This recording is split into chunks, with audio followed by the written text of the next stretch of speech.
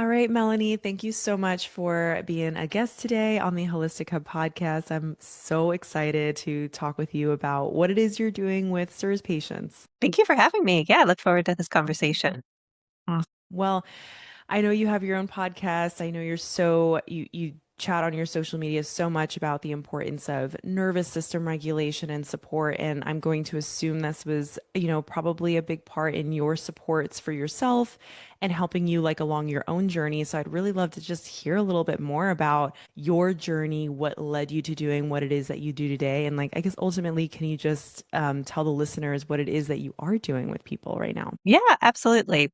I was actually, I started doing meditation, mindfulness, all of that type of work as a side interest about 10 years ago. So I have a speech pathology background. So I've been in the health sciences for about 2 decades, working with kids primarily, but some adults as well. And then I really developed a strong interest in my own self realization and discovery, and mindfulness and meditation was a big part of that. And I started to get into it really when I was feeling just discontent, a little bit unhappy, and not really sure like where that was coming from or what that was Mhm. about. So that's what really started my journey. I really spent a lot of time back out in nature again and started practicing meditation a lot. So I really got interested in silent meditation retreats and eventually started teaching. I was teaching the kids that I worked with mindfulness and meditation at the practice I worked at in Southern California, and then started teaching adults and guiding adults, and then did more formal teacher training.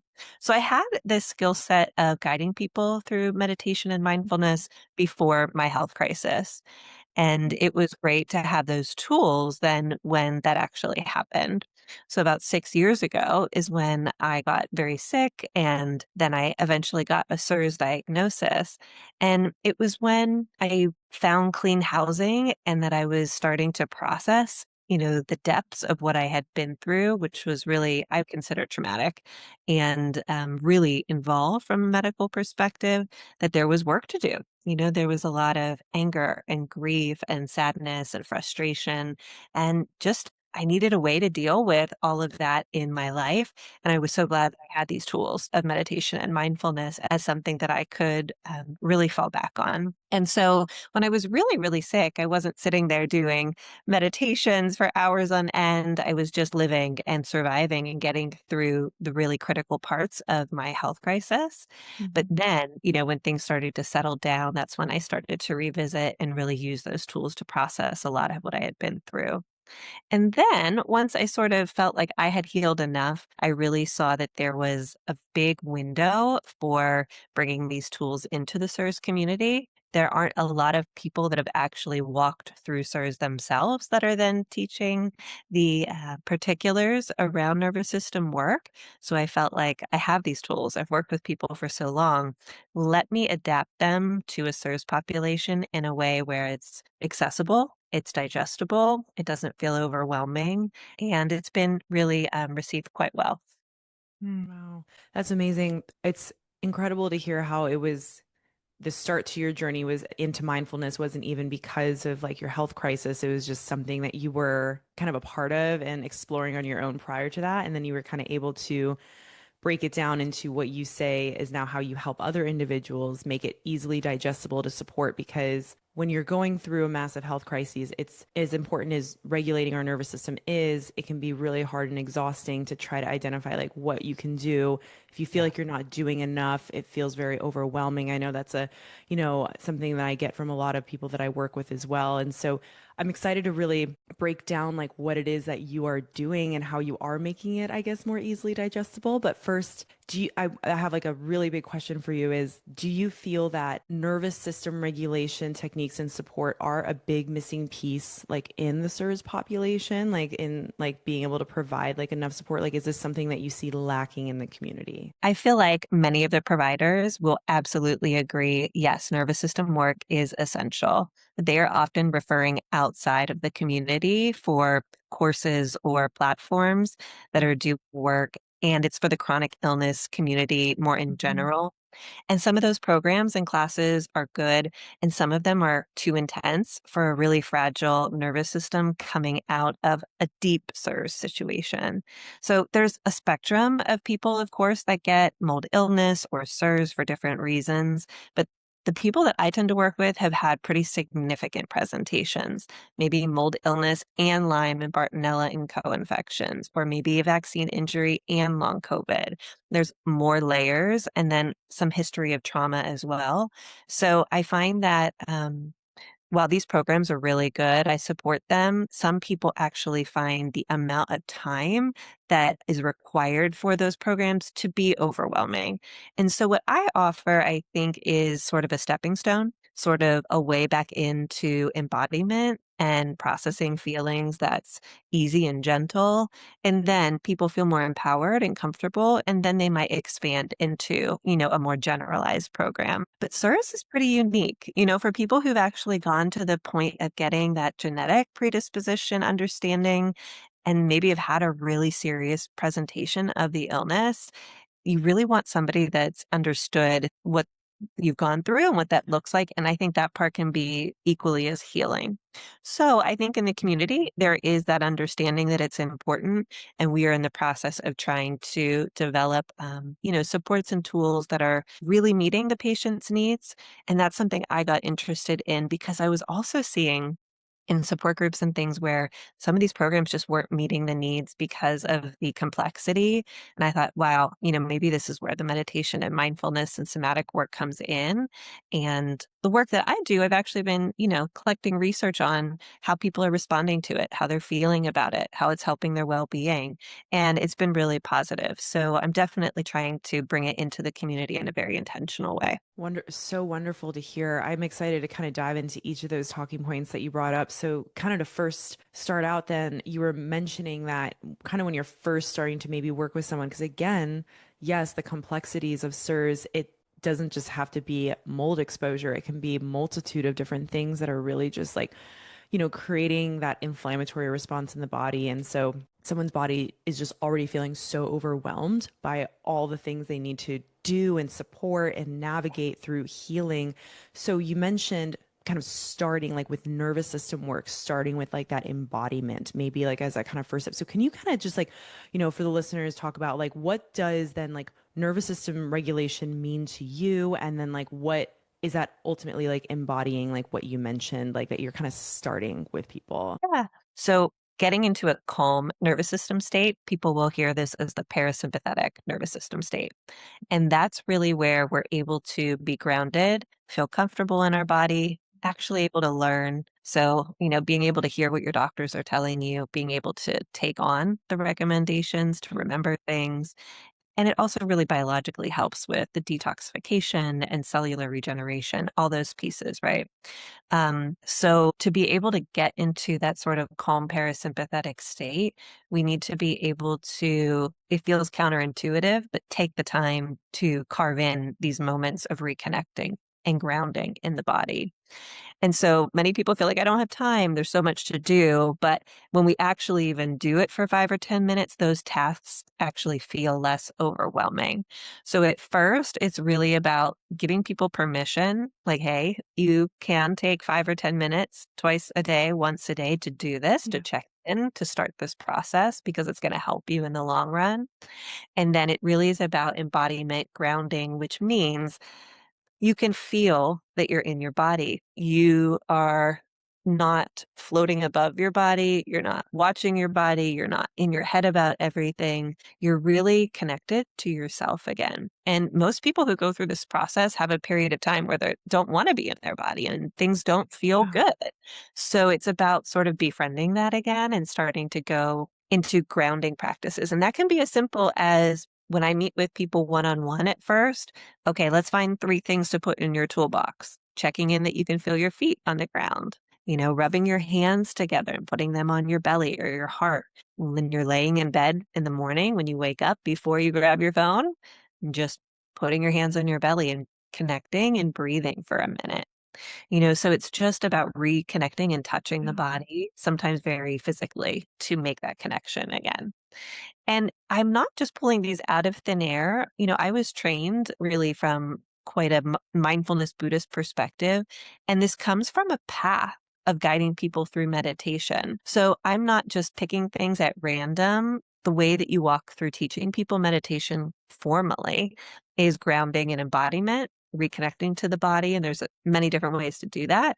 And then you start to work on, oh, what are the mental habits that are unhelpful? How do I process these difficult emotions? And then how do I start to remember gratitude, appreciation, love? So there's actually a path that I'm guiding Yes. people through. But as you said, that first step is really connecting, grounding, embodiment. And I can work with people one-on-one to get them going with that. So you mentioned then kind of like remembering, and something that I saw on your page was talking about mindfulness and how you actually describe it as like to remember. So is that kind of like the next step, or is that like kind of like what embodiment and grounding is like leading into, is then like more of those mindfulness tasks like throughout the day, and like what might that also embody then, is like kind of like maybe a next little step, or support moving forward once they're able to kind of, like you said, take 3 to 5 minutes to just kind of reconnect with their body. And even, you mentioned, like, I know you're not pulling this out of thin air, because this is so true. Like, even just like in our day and age now, with like people that aren't sick with CIRS, we're just not connected to our bodies anyways. Like, we're just like constantly, the moment we get up, we're just looking for that next dopamine hit, whether it's like grabbing a cup of coffee, like, we're not going outside for morning sunlight or reconnecting to our bodies. We're looking at our phone in blue light. So there's so much stimulation in the world. So this just can apply to so many things. But I love how you are really breaking this down so simply for those listening. So yeah, go ahead and talk a little bit about the mindfulness piece and what that kind of embodies. Yeah, mindfulness in the language of the Buddha, Pali, loosely means to remember. And to remember is really just remembering to be present. So noticing when we're distracted and actually Mhm. taking some time to be there. So that doesn't have to sound too overwhelming, hopefully. It can be really simple of like, I'm just being present and listening to you in this conversation. Or I'm not on my phone when I'm listening to my partner talk to me. I'm actually sitting there paying attention and really taking every part of them in. And it can be, feeling like when you're petting your dog or petting your cat. It can be feeling the warmth when you're bathing your body or washing the dishes. So these are little touch points where we just really connect, because what happens is when people are holding a lot of difficult feelings, they don't want to be in their body. So they are constantly listening to podcasts, constantly educating themselves on the illness. They're constantly scrolling on their phone. They're not connected. And to really get back to themselves and go through the healing process and really get to the meat of things, which I think mindfulness does in a really great way, is once you have a grounded body, you can start to process the emotions. If you have ever tried to work with grief when you're completely overwhelmed or disembodied, your nervous system will be even more dysregulated. And so it's so important to have this base of support. Like, I can breathe through things. I know I can put my feet on the ground when I feel angry, when I feel overwhelmed, or when I'm sad or grieving. So it's really important to establish that skill set in the beginning and connect so that you can get to the emotional pieces, which I think really hold people up. A lot of the limbic system training programs will have people sort of spiritually bypass the feelings and jump into this idea of, oh, high vibe. Like, I'm remembering this good experience, but the nervous system knows. It's like it can't really feel that when you're grieving or when you're angry at all those doctors who misdiagnosed you. You have to actually feel that and move through it to then feel the true happiness, joy, gratitude.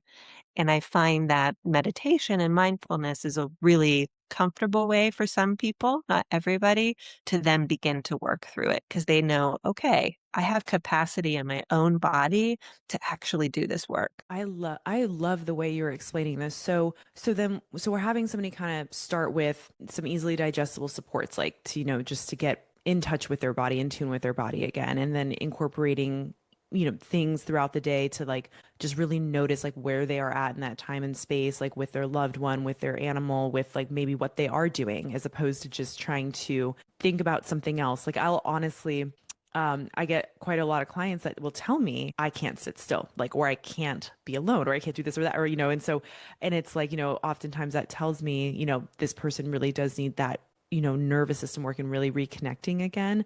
So let's say they're moving through that. And then you talked just now about grief, you talked about meditation. So as we're kind of moving into that piece, because you mentioned like people need to be feeling these emotions that they have come across like through their journey, because we can't really trick the nervous system. Like it knows what's going on. So what's kind of like that next step you might be taking then? Is it after they've started to reconnect, started to become more mindful, you start talking them through like how to feel through their emotions, or like in through the grieving piece? Because you had talked about on your page that sometimes grief is just like people feel like their deepest feelings are just not welcome. So there can be multiple layers to this, not just because of their health, but because of like all the different pieces that came along with that. So what's the next stage, I guess, you might be bringing people through? Yeah. When I work with people one on one, you can sort of tell when their nervous system starts to settle. Like Okay. the way they speak might be slower, the way they're moving through their day, they might feel like they have more capacity. They may say things like, yeah, like this was hard, but I was able to do X, Y, and Z. They start to build up some capacity and they might be meditating a little bit throughout the week. They might be doing somatic activities. And for those people that can't sit still, there's walking meditation, there's movement meditation that you can do. So there's a way to work with people that have that tendency for sure.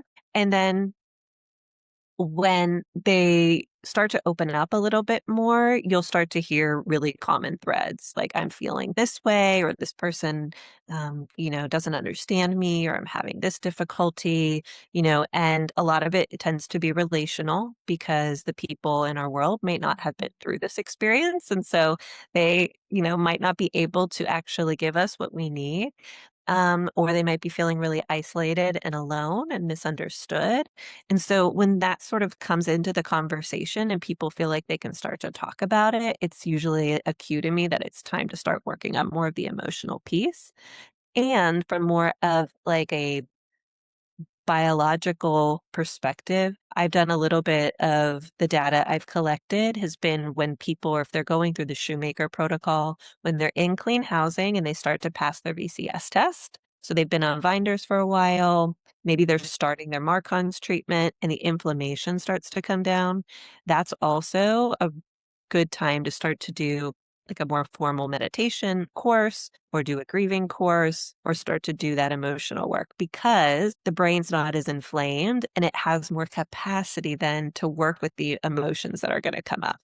I really do love how you mentioned that part regarding it goes hand in hand, right? It's like, because especially when we're on social media, we always see like, and that's where so many people are going to digest their information regarding what they're going through. And, every practitioner out there is so wonderful, but like we all, a lot of people have like their way. So it's like, this is what needs to be done before this or this or this, right? And it's just very cool to hear you say, like, as important as nervous system work is, there's a time and place for the different stages, especially like if your brain or your body's under so much inflammation, like it can be really hard to process through those emotions if you're dealing with so much inflammation Yeah. already. So sometimes it's a matter of interlacing that throughout the steps that somebody's already going through for their healing, which is Yeah. very, If you're in the Mhm. middle of a big remediation, like it's not the time, right? Yeah. You need to be orderly, present, Yeah. demanding perfection with your house or whatever's getting done. Like there is a different sort of, attention that you have, which is needed. And it's really when I think people are in clean enough housing, they have their routines down, they have their doctor established, but they're starting to then go through the process. And that is more of an ideal time for it to be successful. Because I think the thing is, if we refer people too early and it doesn't work, they are extremely unlikely to do Yeah, it again. 100%. Yeah, Mhm. and that leads me to another question is regarding like kind of like the timing of things. So you've already mostly answered this question, but do you incorporate some sort of techniques or some sort of supports if somebody is, let's say, is going through remediation or or just discovered they're living in mold and they're very heightened? Like, is there certain supports you've found to be just like gentle and supportive that like wouldn't be like throwing too much at them? Is that kind of maybe the first couple steps you've already talked about? Yeah, yeah. An Okay. example would be like I'll walk people through actually in a session and have them check in with how their nervous system feels when we're doing the activities. But one that's really easy is called palming. I put a video on my Instagram page, but you place your hands over your eyes and rest them there for a period of time. People that are overwhelmed, it's excellent because it's like blocking the world out, blocking social media out, and it actually triggers the parasympathetic state. Another one can be, rocking back and forth. You can do a little bit of tapping. There's alternate nostril breathing, I find to be really soothing for a lot of people. So they can do these sort of simple things, as needed, just understanding that they're probably not going to sustain the feeling of that calm nervous system if they're still in exposure or still having a lot to deal with. But it doesn't mean you don't do it. It's just the expectation of what you're getting from the process might be different. Right. You know, alternate, I remember when I was going through all of my own health stuff with mold in our home, I found that tapping and alternate nostril breathing were like the two things that just felt like it really grounded me. They were easy to do. I didn't feel overwhelmed doing them. And so I'm really resonating with what you're saying is that is, just maybe finding a couple of things that might even just feel right to you. Because luckily there's, working with someone like yourself, plenty of options, I'm sure. And, just kind of figuring out what you can do and what might be like, I suppose, yeah, like you've been mentioning, easily digestible. So what then, like, kind of moving forward then, let's say someone's gone through, they're ready for like maybe some more I don't even know if this is the right word to use, like heftier support, I guess, like into the meditation, even though that's kind of like an oxymoron, but like with meditation. So like is that like another like step moving forward, is like kind of, sitting with yourself, maybe sitting still, like what are some of like the supports that you're recommending regarding that? And how would you describe like meditation to somebody? Because when people hear that word, they're like, there's no way I can do that, So how can we like explain this to people listening? Yeah, there's such a misconception that your mind has to be clear to meditate.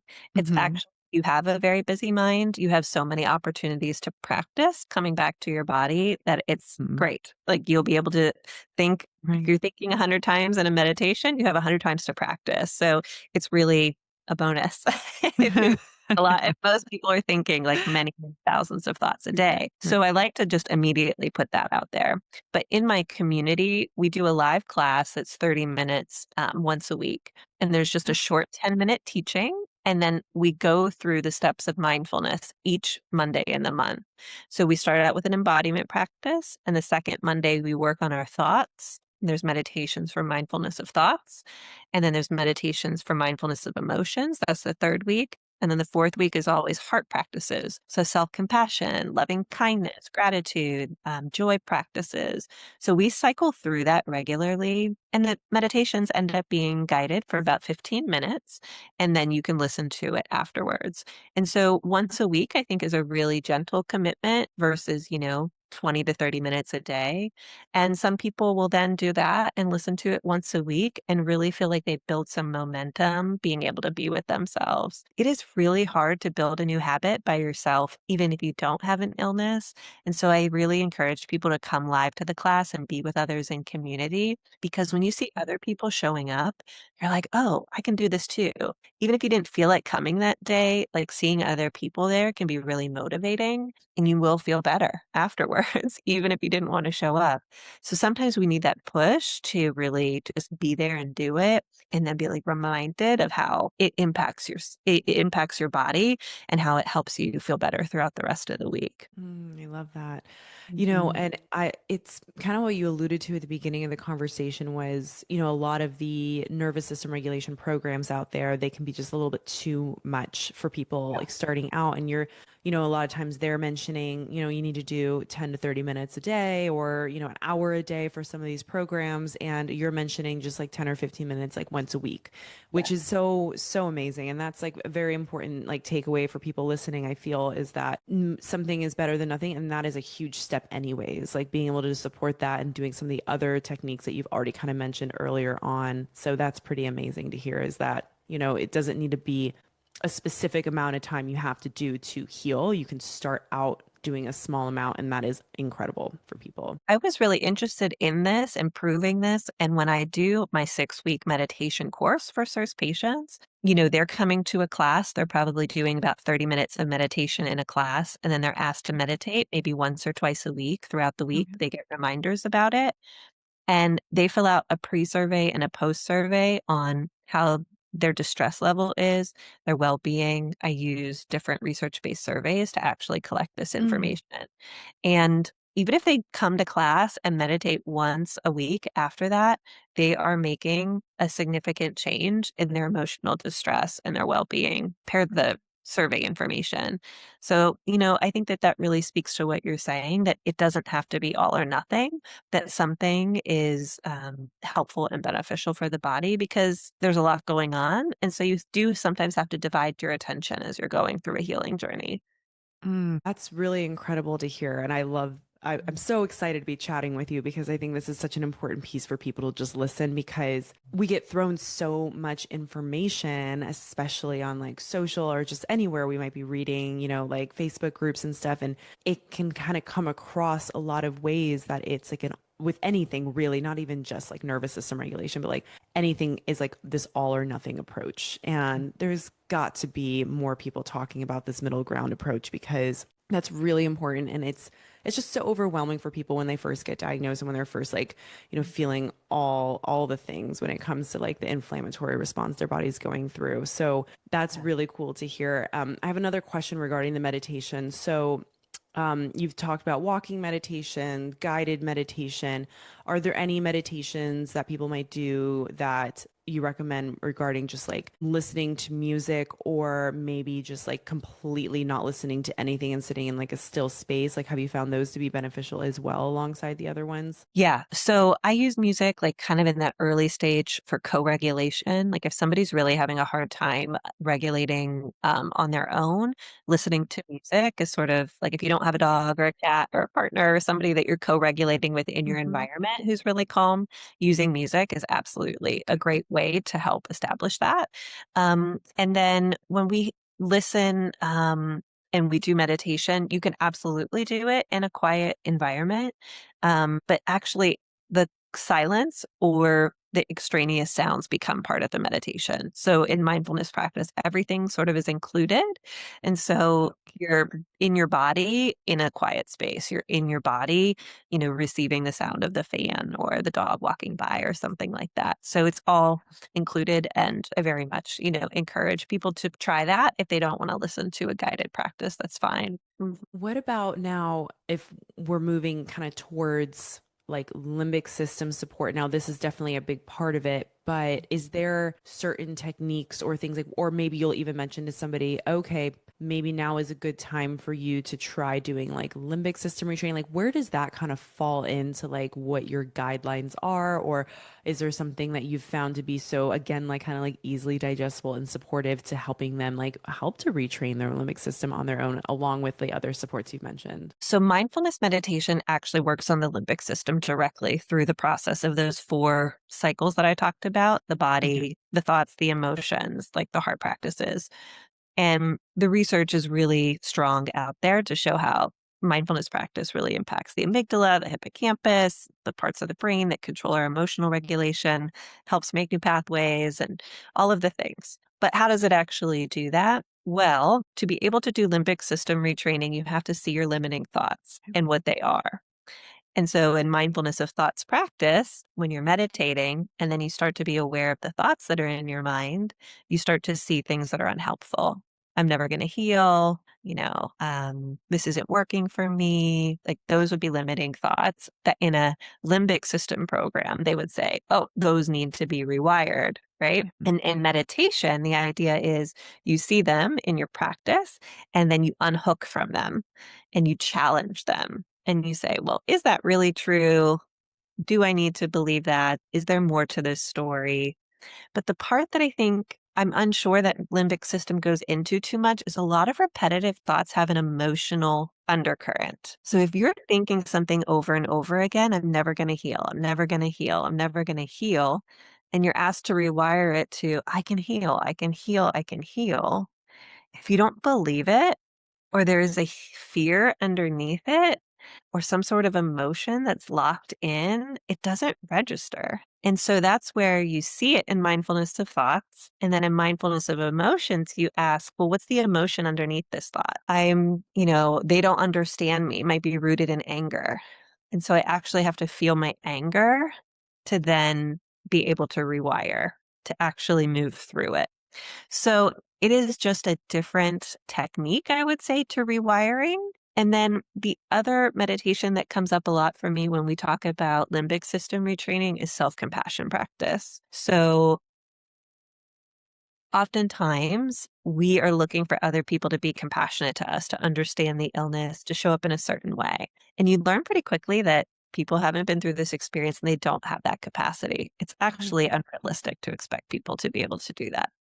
Yeah. So you learn, like, okay, I'm going to have to offer this to myself. And self compassion phrases are things that you say to yourself in relationship to something that is really difficult. So if it's really hard to get up every day and do a lot of things and you're feeling like you're failing, you might want your best friend or someone to be able to say to you, "You're not failing. You're doing a great job. Like, I see your progress." And you meditate with that phrase. So you would sit there and you would say to yourself, "You're not failing. You're doing a great job." And that's essentially limbic system retraining. Like, you're seeing Yes. what the limiting thought is and making something up different. And meditation and mindfulness, I think, just adds the other layer of like, well, what's the emotion that's underneath all of this that needs to be cleared so that you can actually believe this phrase that you're telling yourself? So they're very similar. And I think some of the programs that are out there are actually using a lot of mindfulness practices in their approach, but they're just not explicitly saying it. I have been trained in it. Yes. I understand it from like a more formal perspective. So I feel really comfortable saying, hey, these practices come from 2,600 years ago. They've lasted millennia, and you're working on your limbic system. It's just like a gentler, more fluid approach than I think like XYZ that sometimes is taught. Yeah, well, Melanie, this is like extremely refreshing to hear the way you are describing this. Absolutely. And I think it's going to feel that way for so many individuals listening because people are told, to go through the limbic retraining programs. They're all so wonderful. I mean, I will love any nervous system regulation program out there because it's great. It's like, let's just get that awareness out there and support that this is necessary. But you describing how the mindfulness techniques and the supports that you're talking about, like that is a beautiful fluid way, like you said, to supporting the limbic system. It makes absolutely perfect sense to me. And how you talked about the underlying emotional piece, because I agree, like when you're going through maybe a step by step, like retraining, like think of a time that you were, this is kind of like the typical retraining programs, right? It's like think of a time that you were like really happy, embody that, the color, the emotion, everything, and then now envision it in your life. But if there's like that underlying, you said fear or anger or sadness or feeling neglected in some way, shape, or form, the nervous system, like you alluded to way earlier, is smart. It knows, and we need to process through the emotion. I would say that seems to be a big missing piece, I would assume, for a lot of these cases. So that leads me to the next piece is talking about the emotional piece is how do people work through that? You talked about noticing it and being aware of it and everything. Are there like certain per emotions? Now, this is something I'm not aware of, so that's why I'm asking this. It might be a silly question, but like certain like movements or ways to support each emotional, like, regulation piece that you're trying to work through. Yeah. It's really Okay. specific. So we feel emotions in different places in our body. Everybody's a little bit different, but there tends Yeah. to be patterns, right? So Hmm. I teach people, like with anger, you might feel like your whole body just like starts to contract, or you might get like upright or, excited or hot. There might be a tightening in your throat if somebody says something and you want to Hmm. respond really quickly. Like anger has ways that it shows up in the body. And then I'm encouraging people to like feel into what that actually is for them in their own experience, of course. And sadness is really heavy, inward, teary, low energy. Grief sort of encompasses all of this, right?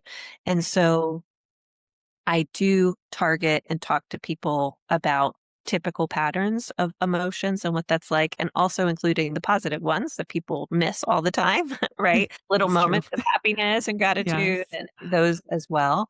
Um, so in my courses, in individual classes or one-on-one, I'm seeing where people are having a hard time and then, personally giving them like, hey, we need to be working on some anger here. Like, I don't know if you've realized it, but you've brought up this conversation with this person like 10 times. Like there's Mhm. anger underneath that. Like we need to get to that and feel it. But Yeah. people only feel like they have the capacity to do that when they are more grounded, right? So Right. once you get to this place where you're sort of in a rhythm and feeling a little bit more comfortable, you start to work with the emotions, sometimes in the moment or sometimes in a meditation. So in the moment, let's say you're talking to somebody that's going to come fix something in your house and they say something that really makes you mad and you feel that whole hot heat energy tightening Right. happening. You're not going to just like stop talking to them, but you might just stop, notice that happen, take a deep breath, and think about what you're going to say to them next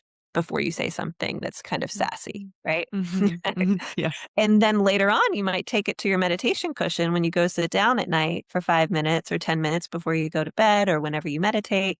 And you are like, okay, this anger came up today, and you sit with it. And what that means is you like feel that it's there in the body. You can feel that it's Yes. probably left some residue and you allow it to be there. You get comfortable letting it sort of move through. You might feel it again for a little bit. And the crazy thing about emotions is they really only last 60 to 90 seconds if we don't let our mind constantly perpetuate them and we let them live their life. And I always thought that was bogus until I went through an experience in a silent meditation retreat. And about 2 weeks in, I had a very clear mind, was very grounded, and I had this emotion come up and it was so clear. It was like rooted in my stomach. It came up. I like cried for 2 seconds and then it just like dissolved. And I thought, oh my God, that Wow. was like Yeah. an emotion. Yes. But when the mind then gets in and says, well, that worker doesn't know anything and blah, blah, blah, and we start to perpetuate it, then we don't really let it go. So it's actually the feeling of it that lets it go. And this is hard work, right? This isn't something that it is life skills. It's not just going to help in your chronic illness recovery. It'll help you really, truly for the rest of your life. I Yeah. teach it and believe in it because there's such freedom that you can find living your life using these techniques. But, being with someone and being with a teacher that can guide you through those steps and sort of be your confidant and sort of motivate you to keep doing it is really important because most people will be like, no, I don't want to feel anger Yeah. again. I'm going to compartmentalize that Yeah. and put that on the shelf. But if you actually let it go and move through it, it really has profound benefits. Yes, a lot of people, whatever trauma they've been through, whatever, hardships, anything like that, a lot of people just want to suppress it. And like you mentioned, like compartmentalize it and like they can show up in different ways in the body. They can continue to fuel inflammation, right? If we're not feeling these things and we're not working through it. And so I'm totally understanding and just really resonating with what you're saying. And I love how, like you said, it's not just immediately going to the emotion to trying to like re-regulate that and work through it. It's like we got to start with the minimum of what you've been talking about this whole time and like kind of working towards that. And then, as time goes on, you can use it as a life skill and use it in that way as well, which is really cool. To that point, is there any other nervous system regulation supports that we haven't like talked about that you might guide people through? Like, is journaling something you like? Is there anything else that you'll maybe tell someone to like maybe try to do in their day? Is it a little walk or sunlight or something like that that you found to be like helpful as like, yeah, part of their support? Very nature focused. Like that's been a huge part of my meditation Right. teaching and all over the years. And so anytime that people feel that they can get outside, I think is very Mm, beneficial. Listening to the birds, being in the sun, yeah. being able to be near water or just sit with a tree, like that is extremely beneficial on Yeah. so many levels. Sometimes people are too sick for that, and so Yeah. sometimes that looks like when I was at my sickest, I mean, I was bedbound for over a year. It was watching the clouds move through the sky. It was having a plant near me. It was planting a seed and watching it grow over some months. So getting nature involved, I think, is really helpful for many different reasons.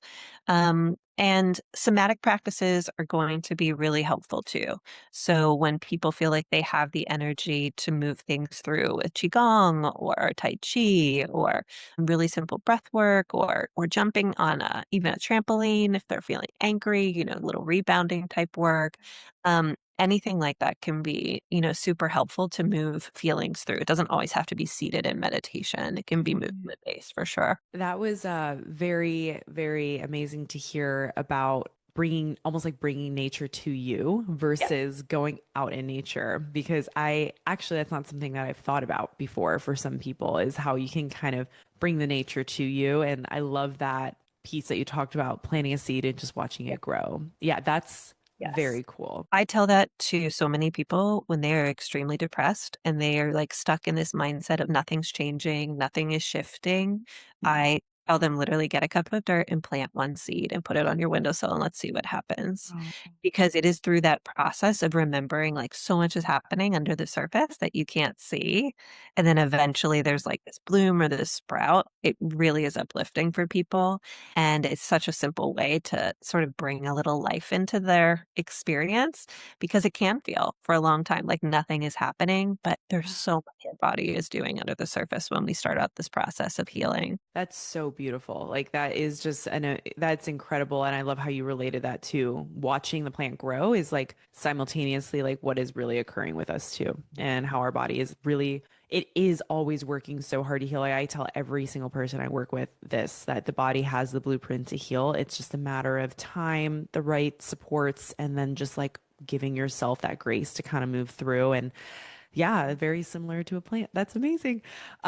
So is there anything else that we didn't like cover in terms of like other supports that you utilize, or that you like to even maybe like refer to other like maybe physical in-person practitioners for supports, like what you maybe you talk about in your guided courses and presentations about with people? I just want to make sure we've kind of covered like maybe some other important talking points that we didn't get to. Yeah, yeah. I would just say that, psychotherapy, somatic experiencing, trauma-based types therapies, these are all really supportive and really work complementary wise along with mindfulness and meditation. I don't want it to ever be like a replacement. I find that a mix of talk therapy with the body work is really helpful. People need times to say things, but then they also need times to stop reliving the story and just process. But I find that they just do one or the other, something can sometimes be missing, and like working on that together can be really great. And so I'm always referring out to a variety of different, somatic practitioners, somatic experiencing for sure. I think that is like one of the most valuable techniques that people who've had trauma can really get support with in this process. And of course, the health sciences that really support people through with their mental health as well. Mm, thanks for bringing that up. I really, really appreciate that. I think that's important. Again, it's like we need bits and pieces of like different things, right? Yeah. And sometimes if we're doing the same thing over and over, we might need just supports in other areas to help to re-regulate and support our bodies. So that's important. I love that. Well, my last question for you is, where can people find you, work with you, take your courses? And then again, if there was anything else you wanted to mention, like a message for the listeners, go for it. But would like to just kind of leave it to you to tell a little bit more about you before the episode ends. It's great. Thank you. You can go to my website, melaniepensak.com, and there will be different places that you can sign up for if you want to do individual one-on-one work in terms of working on developing, nervous system toolbox or grief work. If you need somebody just to share your story with, I am a grief educator. I've gone through, extensive training in that sense and sit with people in their grief. And then I do have my community through the practice portal for Meditation for CIRS. And this is all in my link tree in my Meditation for CIRS Instagram or on my website that you can sign up. The memberships are very inexpensive so that people can be a part of something that's just for their nervous system and come to the classes and still do their other support groups and things as well. And then I do run my courses a couple times a year. And so the mindfulness course and the grief course, they will be, I think, happening in March, April, May of this year. So those are on my website. So if either of those are of interest, all the details are there. And my groups are small. So I keep them pretty limited to under 20 people so that it gets attention and people are able to really talk and process things. They don't feel sort of lost in, too many people.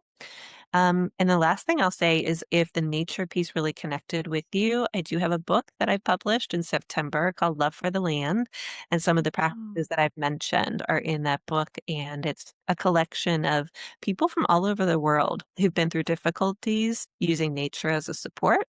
And so even if many times people with chronic illness need to remember, that lots of people are going through difficulties. And as humans, we have this great resilience and capacity to overcome. And so hopefully you'd find some stories in there too that would be really inspiring for your own journey. Wow. Wow, that's cool. Congrats on the book. That's Thank you. amazing. I'll make sure to link all that in the show notes. That's amazing. Well, Yeah. thanks, Melanie. This was like an incredibly beautiful and grounding conversation. I'm very excited for people to listen. And thanks just so much for being a guest today. Thanks for having me and thanks for spreading the word on all that you do. Thank you. Mhm.